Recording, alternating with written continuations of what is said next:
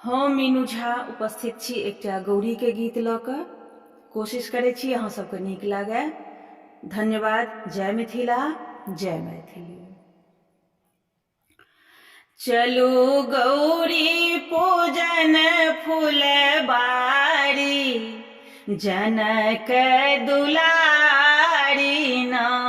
चलू गौरी पूजन फुलबारी, जनक दुलारी ना। जनक दुलारी हे सिया सुकुमारी, जनक दुलारी हे सिया सुकुमारी। चलू गौरी पूजन फुलबारी, जनक दुलारी ना। झट करियो श्रृंगार छथि सखी सब ठार, झट करियो श्रृंगार छथि सखी सब ठार। अहाँ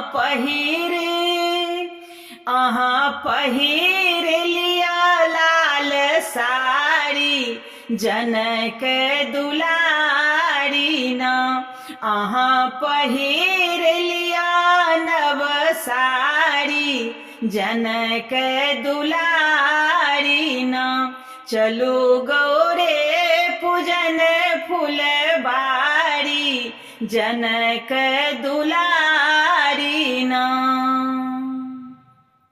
साजू नवेदक थार राखू केरा अनार, साजू नवेदक थार राखू केरा अनार।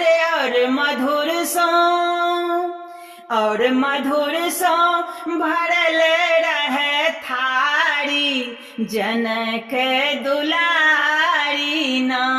और मधुर सो भरल रहे थारी, जनक दुलारी ना। चलू गौरी पूजन फुलबारी, जनक दुलारी ना। धूप गुगुल कपूर ले बुलल का सिनूर, धूप गुगुल कपूर रखब ललका सिनूर। और ले सिलेब चौमुख बाती, जनक दुलारी ना। और ले सिलेब चौमुख बाती, जनक दुलारी ना। चलो गौरे पूजन फुलबारी, जनक दुलारी ना। चलो गौरी पूजन फुलबारी, जनक दुलारी ना।